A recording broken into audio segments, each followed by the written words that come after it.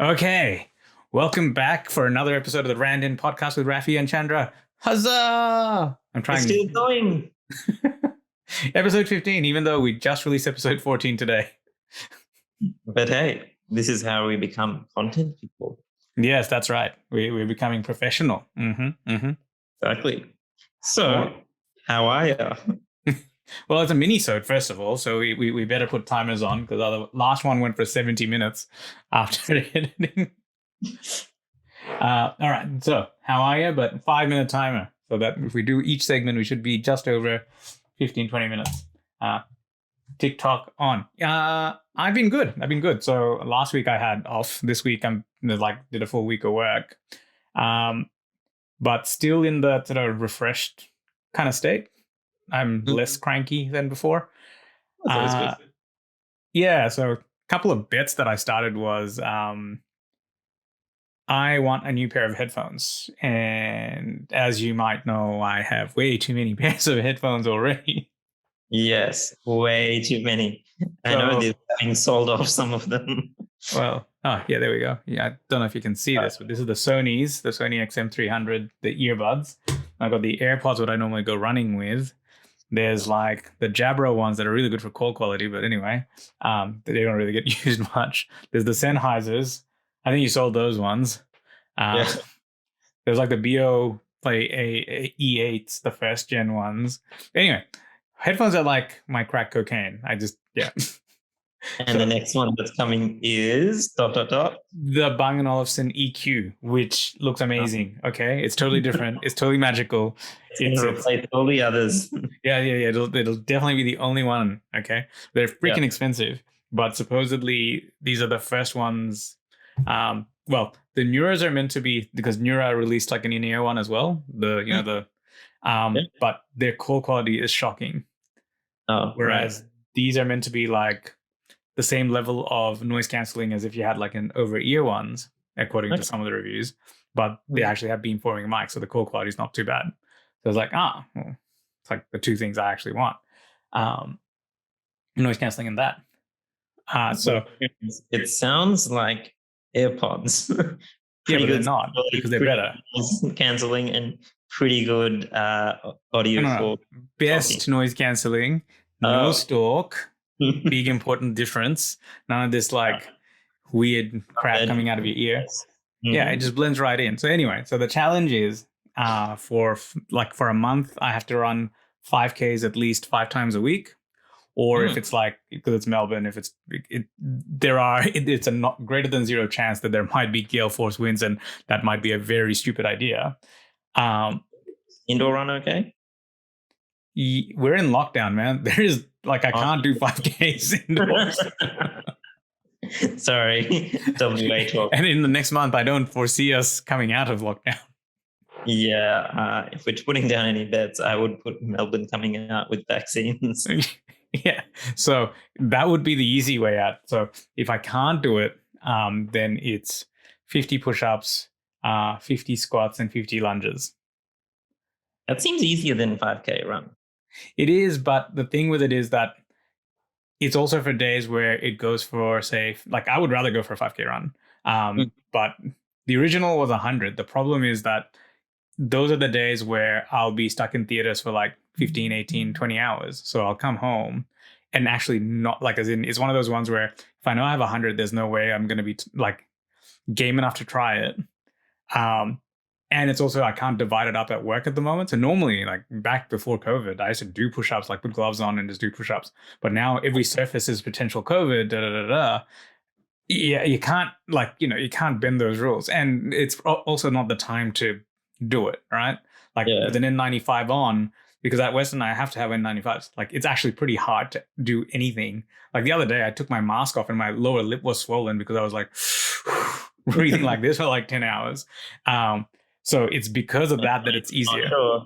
Proper N95s are different to the regular masks. Oh my God. Yeah, they're painful. Especially the ones that I got fit tested on. So there's BYD, which is the nicer one, and there's the 3M one. The 3M one is what I imagine, if you've ever played Half-Life, the face sucker aliens, it just, like you come away with like an imprint of the side of the mask stuck onto your face. But that's what their N95s are there. Huh? That's how you know it's working. Yeah, so they work, but so it's kind of like those are things I should be able to do with those constraints. Like I might be able to do lunges and sit-ups. It's not sit-ups, it's squats. With N95s, I wouldn't be able to do push-ups. Not well, anyway. But at least I can do them in divided settings. Whereas 100 is what the original was. I was like, yeah, like doing 300, like there's no way, especially if it's like one of those unexpectedly long days, that I'd be able to pull it off. So the chance of just quitting the goal is too high. Guess it's better to have something achievable. Yeah, and also like genuinely, I would rather go for a run. So that's why it's structured like that. It's for the like if I'm not, yeah, it's most likely going to be work related. But in case it's weather, nicer break. So anyway, I get to get myself those, even though it currently feels pretty bad because I probably don't need yet another set. You're going to also add to that you will get rid of one of them. So when you come back, can you get rid of them? Chief eBay officer is unfortunately in WA currently. What? As the eBay salesman, I'm in WA. Yeah, hurry up and get back. Yeah. The other thing I was going to say, it's already been 5 minutes, so it may be a slightly longer episode, is I'm reading a new book called Storyworthy, and it's definitely worth it. Like, as in, I've only got through 2 chapters, but it might actually help with podcasts and whatnot. It's about actually taking the everyday stuff and crafting a narrative around it. So there's supposedly a podcast called The Moth. I've never heard it, but they do like these live tapings where people just come on stage, like there's professionals and and they come on and they try and take just like a life story, like a real, like it's happened to you, not just made up, and craft it into something that's entertaining. Like that's kind of what we're doing in a weird way, like trying to find the tangential, like how the random affects the everyday angle to it. But yeah, so that book, currently reading it at the moment while I'm going for the run. So I should be done with it hopefully by the next episode. So I'll see. Let us know if you see any difference between before, like now and after, as to the quality of the episode contents. This could be an interesting experiment. Let us know. Yeah. Anyway, what have you been up to? Well, I just got back from Albany, which is the bottom sort of tip of WA. Okay, is it Albany just driven back or to Albany? Bunbury.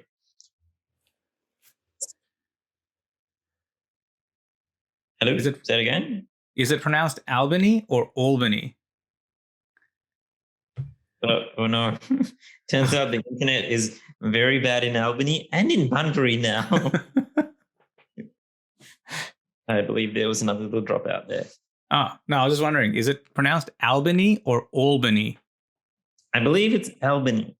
Okay, all right. I've been going at Albany all this time.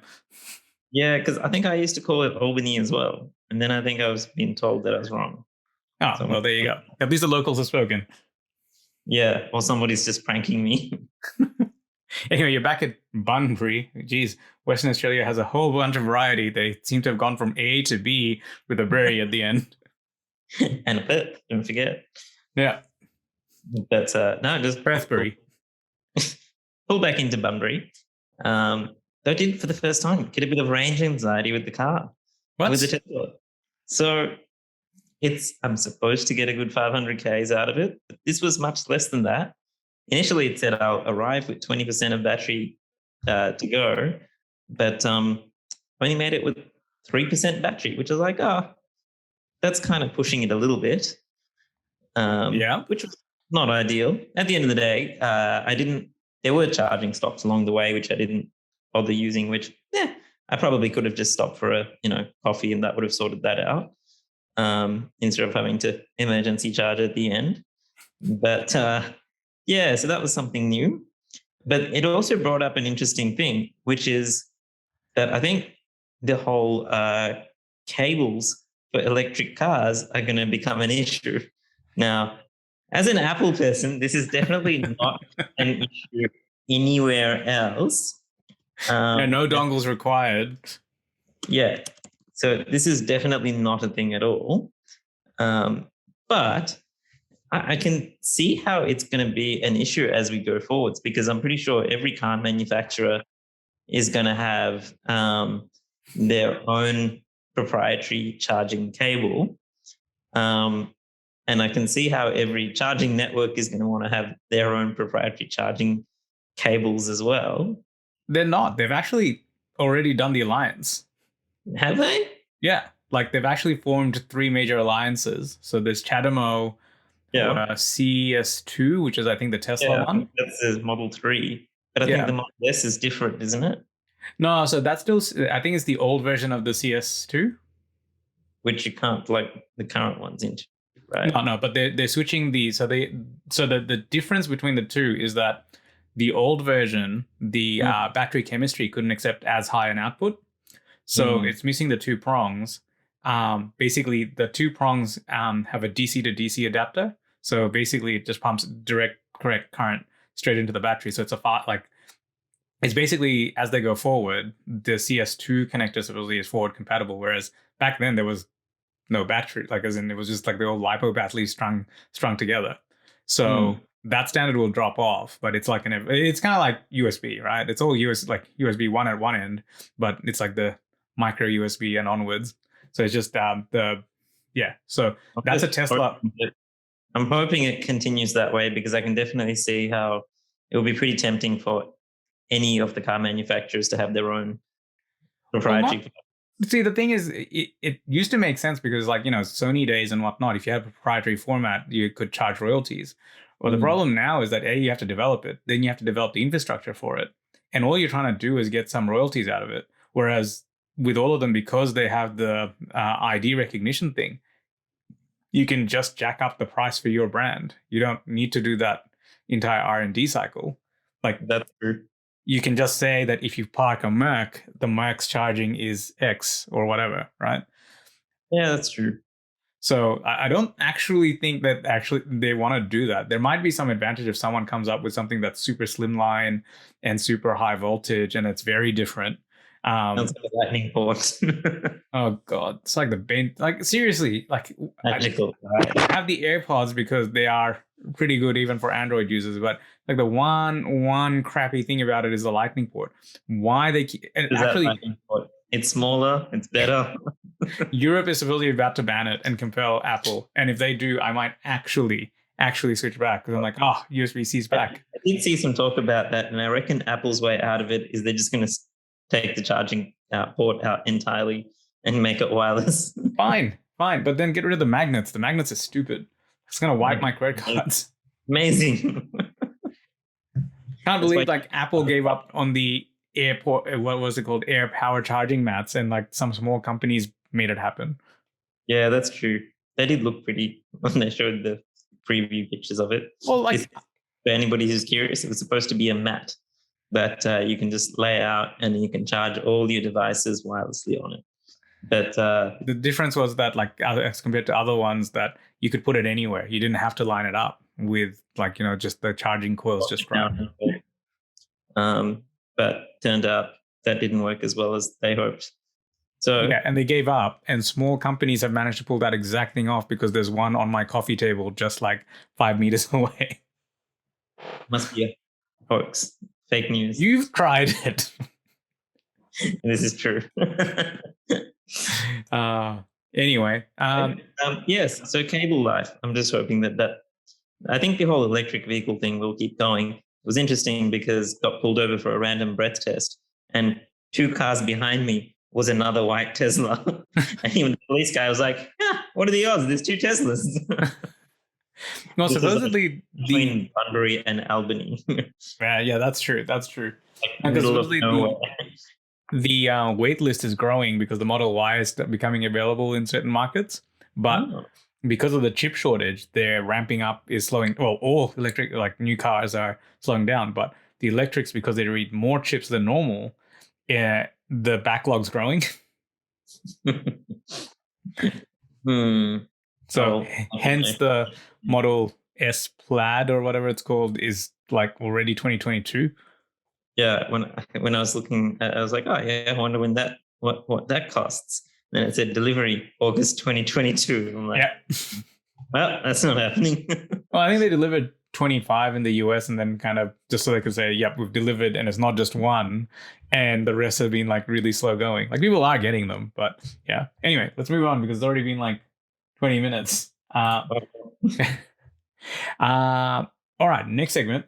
I wanted to ask you, what's something you've read or seen or heard multiple times, like the same thing over and over again, but each time you've gotten something else out of it or it's meant something different? Does that make sense? Yeah. So I think this is a book which I've only read a couple of times actually, but I distinctly remember what I've gotten out of this book is different each of the times. It's the book is called The Alchemist by Paulo Coelho. Oh, yeah.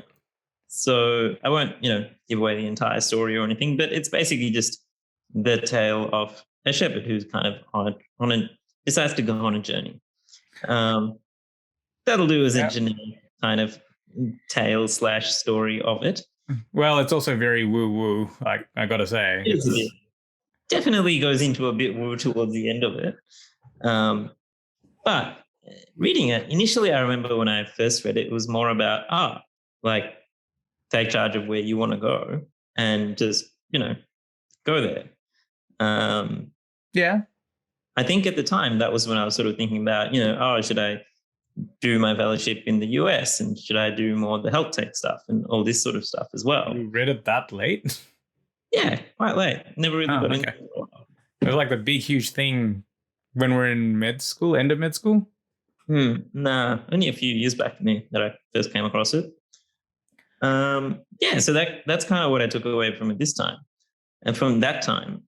But then I remember actually reading it pretty recently again, a few months ago.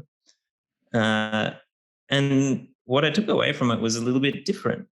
And it was the whole thing about, if you are on a journey, there will be, stops along the way. And for example, right now it feels like, I'm kind of, just at a bit of a stop along the way of something. What that is, not sure. But it kind of was two parts. One is a reassurance of, you can have stops along the way, and it actually does make a lot of sense. And you can get a lot out of those stops. But then also just to keep in mind, there might be something else that you're actually working towards as well. So don't just sort of, with the stop along the way. Did you stop along the way? Are you talking about Albany or are you talking about something else? More just talking about sort of, doing clinical work stuff. Right. I like to do some non-clinical stuff before I settle down into clinical things forever kind of thing. So it's just to keep in mind that, it is still important to explore the other things that I want to explore as well. And just to keep that in mind. I'll have a bigger question, which is, I've never heard you reread a book before. What brought this on? Right? I never, ever reread stuff. But for some reason, that book came up multiple times in conversations with people over the last few months. For some reason, it just kept coming up. I was like, fuck it. Right, fine. I will read it. Now to bleep that out again. No. I mean, I will bleep it. I will read this. Try to keep it PG, and there you go. Swearing like a sailor. This is what going to WA and getting boat life does to you. This is what Australians are. Yeah, okay. So just because it kept on coming up, you reread it? Because I think even classics like, Tim Ferriss' 4-Hour Workweek, you've only read once. Yeah, I pretty much never ever read everything twice, but this just came up so many times. I was like, well, this seems like more than a coincidence. All right, I'll just read it again. And I do remember. Fair enough. So I was like, And I think, honestly, you should probably reread. This is also the guy who'll be like, what? We'll watch like a TV show. It'll be 3 days between episodes. Like, who's that again? What's that character? Huh? I thought they were dead. I was like, this character didn't even exist in the last episode. It's like, that's why I thought they were dead. Yeah, this does happen quite a bit. So I think for me, adding some stuff to the reread list is the thing I need to do. Or make flashcards. Yeah, well, that's how I normally get by. For me, it was that David Foster Wallace talk called "This Is Water." Hmm.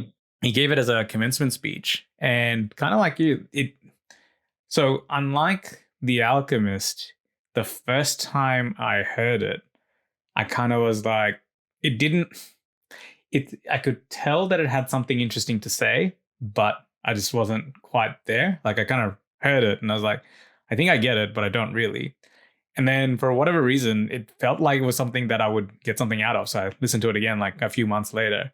And then that was like the first instance where I was just like, oh, wow, this actually, it's kind of, it's hard to describe as a talk because it's like a series of parables of everyday life. Like it's him going to work and coming home and going to the supermarket. It sounds kind of relatively boring, but it's kind of like the whole story worthy thing. He takes the everyday concepts and he extrapolates it to find the interesting in the mundane. And the first bit of it was the first time I kind of listened to it and got something out of it. It was more about how, that everyone kind of assumes that to have a meaningful life, you, I don't know, need to jump out of planes or go fight in wars and whatnot. But it's to try and find the meaningful things in the everyday. It's like if you've ever followed like Humans of New York, like the guy who used to be, I think, some sort of day trader for bonds and he got laid off, but he always wanted to be a photographer. So he ended up just taking a camera, moving to New York, essentially barely making a living, but he just started taking photos of people. And what he found was that his photos, even news, is like, look, they're not anything that special, but it's more, I got good at interviewing and getting to know people and hearing their stories. And that's what made it interesting. Because like you look at the photos, you're like, yeah, they're cool. But it's more just the descriptions are so good for a random stranger. Like you read it and you're like, they're literally giving you a life story. And so he became known for that. But he took just an everyday thing, which was like, there's so many photographers now. Every phone can probably do better. Actually, the phone can definitely do better photos than. I actually found primary camera of choice. Well, actually, I found the old. Remember when we went to Tassie and we saw the aurora? Yeah. So I found that old photo and I was looking at it and I was like, I'm pretty sure when I went to Iceland like 5 years ago and took my Samsung and just did a long exposure on that. Like wasn't quite there, but I'm pretty sure like after there was a lunar eclipse earlier this year and I used my now old phone to take a photo and I was like, damn, even with digital zoom and all the stuff, and it was literally me balancing it on a cup from the balcony of a hotel because I didn't take all my equipment with me and just triggering it with like the S Pen thing. That did a better job than my camera if I didn't have the right lenses and all the right kit. So it's camera's been in the US for the last year and a half and I'm still doing my photography. Yeah, well, anyway, without getting too sidetracked on the Aurora story, so the first time I kind of got out of it was just that, whatever happens to you, how you process it is within your control, and you got to find the meaningful things. Like just because you live a otherwise average life, that's what everyone sees their life as. I'm pretty sure, unless you're an astronaut, but even if you're an astronaut, they'll talk about the day-to-day routine stuff, right? Like everything becomes a routine.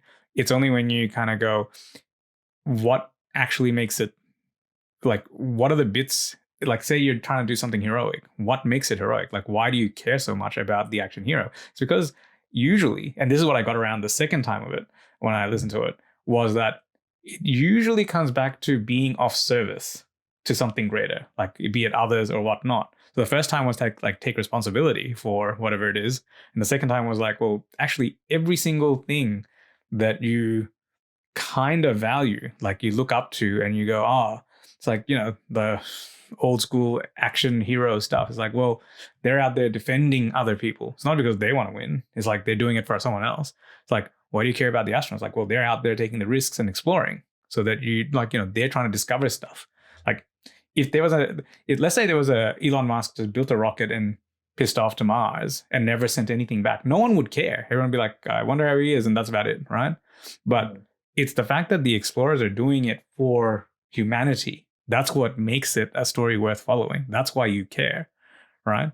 it's always this, like, regardless of whether you want to be selfish or not, there is no option. You have to kind of, actually, yeah, the quote that got to me was like, in modern day life, there is no such thing as atheism. Everyone worships. The only thing you get to choose is what you worship specifically, be it money, be it power, be it like God or whatever. And that's like the quote that first of all struck like something, because I was like, it's kind of true. Everyone's like core self is based around something, like, as in, if you're in a career trajectory, it's like, well, you clearly value career or money or status that comes with it, so the lens of how things work is that there is always something greater that you're trying to aspire towards, and it's always greater than yourself, whether you agree to, like, you want it to be or not, right? But it's just when you align it so that it's for the benefit of everyone, that's when it becomes like the hero's journey, and it becomes meaningful. So are you trying to tie together the everyday, regular, mundane, but also with how do you make that of service? Yeah, well, I think what it did for me was, at the time when I started, because it was like, back when you started the journal and everything, and I started like that stupid cable website. Oh yeah, that was awesome. So it was around that. So it's like I could have, and at the time, like it started like this random, like, buy from the wholesalers and sell it on eBay and whatever. It was just iPhone cables, because lightning, great. Without lightning, there is no.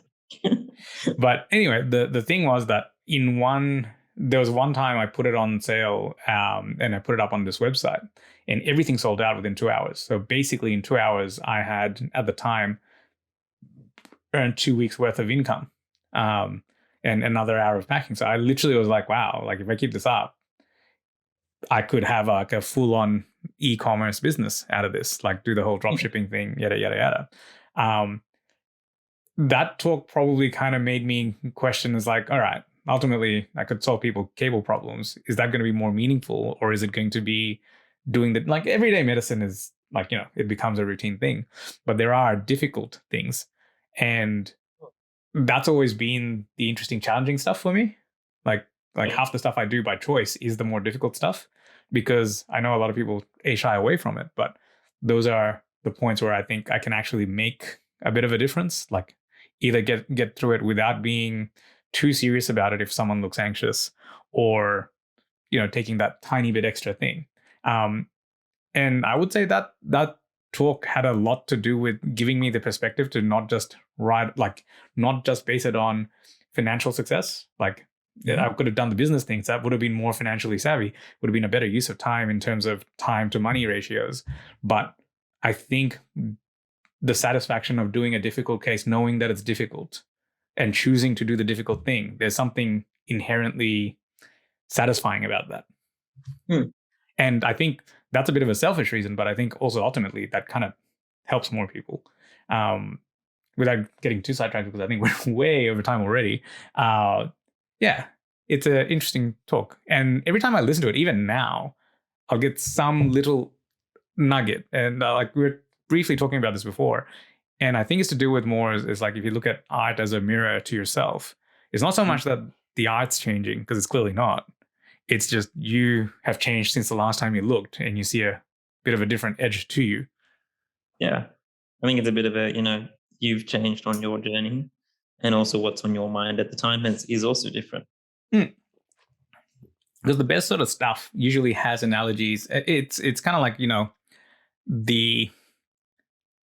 the argument is that I've always found interesting is, like, especially with religion, like being a religious person, like, read the Quran and stuff, and everyone's like, oh, there's all this stuff that's vague. And I think if you think about all the great works of art, they're all kind of parables. They're all kind of these half-truths wrapped in stories, because it's actually the most efficient way. It's kind of like the same. It's the same talk. You get different things out of it depending on how you look at it, right? So it's, again, going back to the last one, it's like a mathematical proof. Different formulas work on the same proof. It's kind of like that. And it's also like, let's just imagine that there is a deity, right? Like, it is like, how are you going to explain, like, say you have a cat, how are you going to explain quantum physics? to a cat, you can only talk in the language that a cat understands, or like assuming cats meowing is a language. So you have to break down the story into chunks that are relevant, right? And you can only do that by analogies. Like, how do you expect transdimensional travel? It's like, well, it's like a plane that can also do this, right? It's probably other things. yeah, it's probably nothing like a plane. It probably has nothing to it. It's just the closest analogy you could get to, and therefore the inaccuracies start. Because then once you discover the fourth dimension or whatever, you'd be like, "What plane? That was a stupid analogy," you know. But at the time, that's the best you had, right? And I think it also taps into that whole concept of sort of what you're primed to hear as well. Yeah. There's some really cool experiments where basically it just sounds like white noise, but then you can listen to what you're supposed to hear in it, and then listen to it again, actually then hear it. Well, it's like those drawings where it's like, do you see the old lady or the young lady? And it's just like, depending on which lines you pay attention to. The difference is this one, it's just nothing at all. You just hear white noise the first time, but it's only once you've been primed to hear something that you then hear it when you go back and listen to the audio again. Well, there's like a little TikTok thing that I've seen where it's like, it sounds like someone saying blah blah blah blah blah, and then the guy goes, "Which did you hear?" It's literally you hear it, then they play it again, but there's a list of sounds, a list of words, and it's like, does it say blue llama, or does it say exactly. And it's like, when you start reading it, you're like, oh yeah, I can hear all that. Yeah, it's the same concept. And I think when you listen or hear or like read about something new, it depends what's on your mind as to what you pick out from that information. So again, it comes back to it being a reflection of your change rather than the substances. Like, clearly, like David Foster Wallace is dead, so it's not like he's going and redoing This Is Water over and over again. His YouTube content. Yeah, and it's the same link that I'm listening to, unless someone's going around there and editing each file every time. Just to mess with you. Yeah.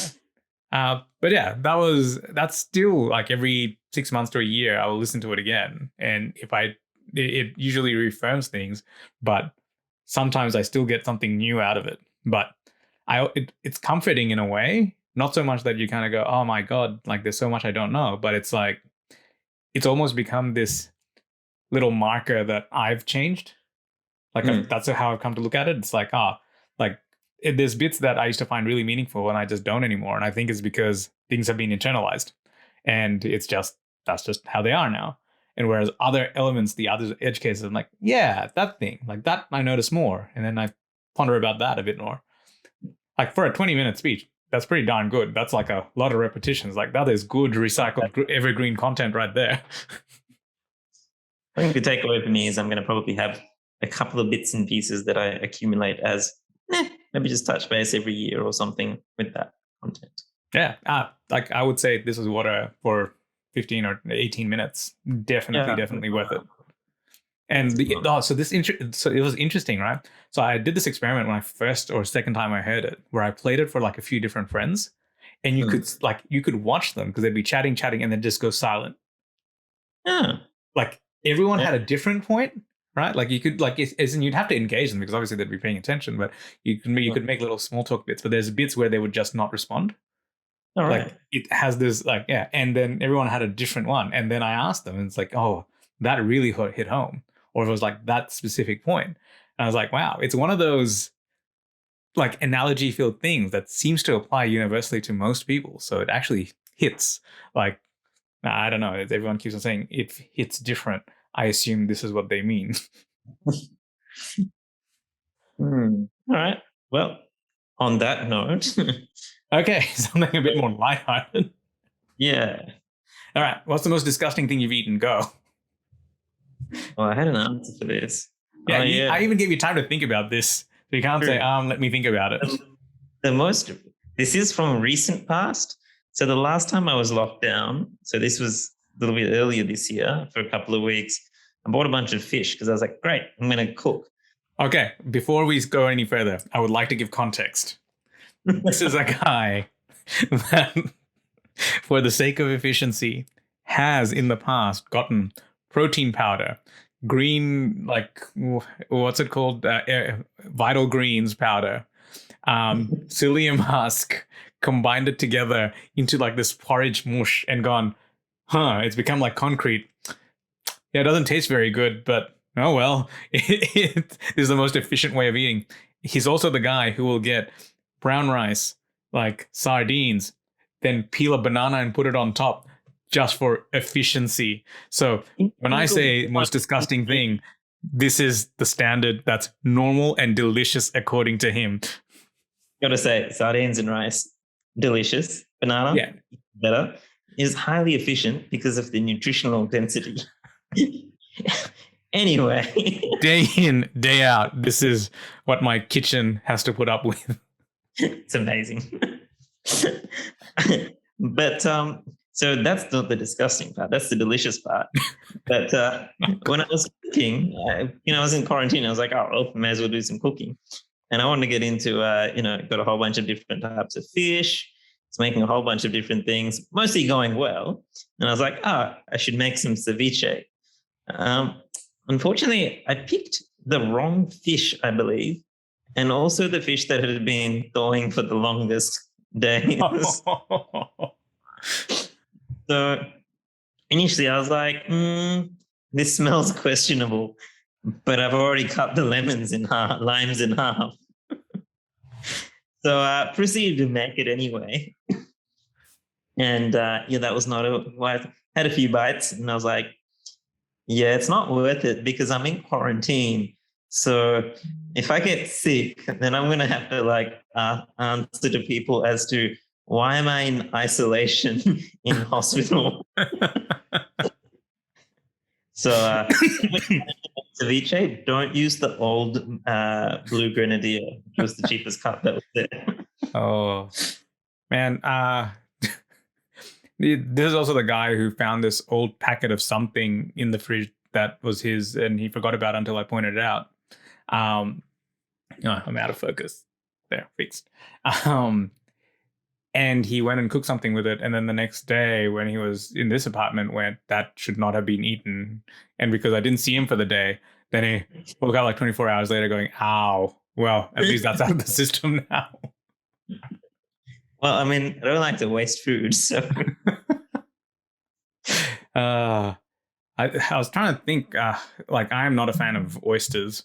I remember the first time I ever had one was one of my friends I went to Japan with an old high school friend, and his granddad took us out so in Japan, the local little sushi joints in the neighborhood, they're like the really expensive things, not like the big, huge restaurants. It's like the local sushi masters are renowned in their little area. So we went to one of those places. I had no idea. So I was like, yeah, so oysters, I'm going to avoid it. And it's supposedly really, really, really rude, right?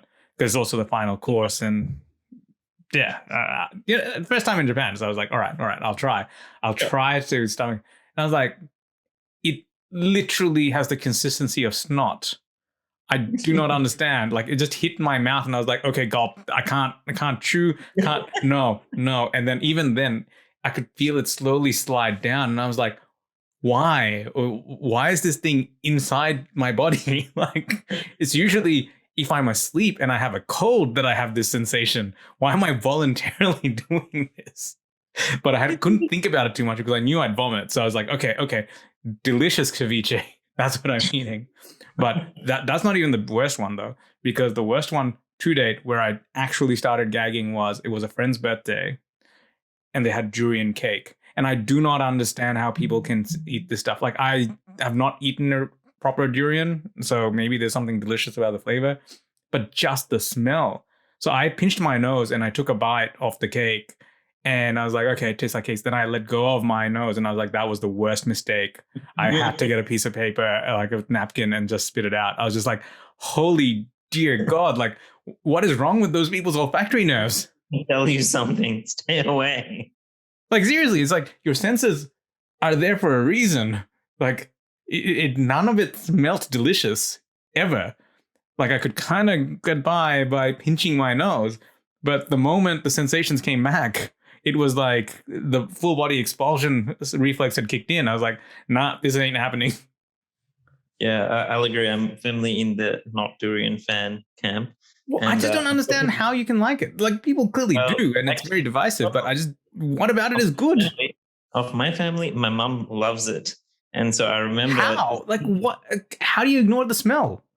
Yeah. Like, I can't even get to the taste part.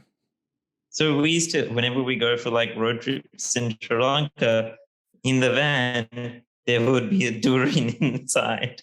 Like durian, not jackfruit, durian. Yeah. Yeah. But how do they ignore the smell? Like the ones that like durian. Like, it's like, it's so delicious. I'm like, no, it's not. Wow. Okay. Because that's the bit. Like, I'm sure it might actually taste nice. I will concede that I could never get to that point to even get to the taste. Well, it's like, if you're going and you see like a pit full of spikes and there's like a narrow plank and someone's going, no, it'll be fine. You kind of go, nah, I'll be right. I'll go over there. Thanks. It just kind of is like the full body version of that. It's like, nah, I'm okay with that salmonella. That's okay. Raw chicken can sit on the side. Durian kind of goes there. It's like everything about the smell, like evolutionarily tells me I should not eat this thing. Like, this is not safe. Should probably stay away. So I'll do just that. I feel like this will be a strongly polarizing thing in our viewers, and something that those polarized viewers can leave us a voicemail about. See that segue? Well, what a segue. What a segue. Wow. You should invent scooters or something. Okay, well, on that note, that's probably the longest minisode we've done. Oops. Well, still less than 70 minutes, so that's something. A moderate sword. Well, anyway, that's it for this episode. So as Chandra said, I don't know, like, I hope most people are on the anti-durian camp, but let's see. If you do have any friendly durian messages, send it through. So it's podcast@photosbyraffi.com, or there should be a message link wherever you're listening to this. It says, it's like anchor.fm/randint/message, I think is the URL. But yes, otherwise, any feedback, we'd love to hear it. And if we get messages, we will restart Growing Up Brown, which features parental paranoia stories, which seems to be the most requested feature to date. This is true. All right. Anything else? Well, let's call it a wrap. All right. Bye-byes. Bye.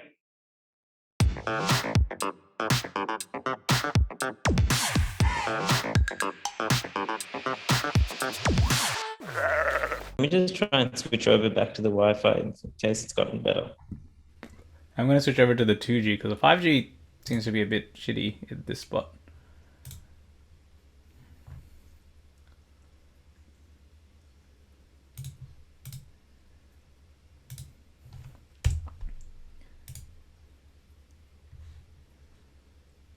Hello?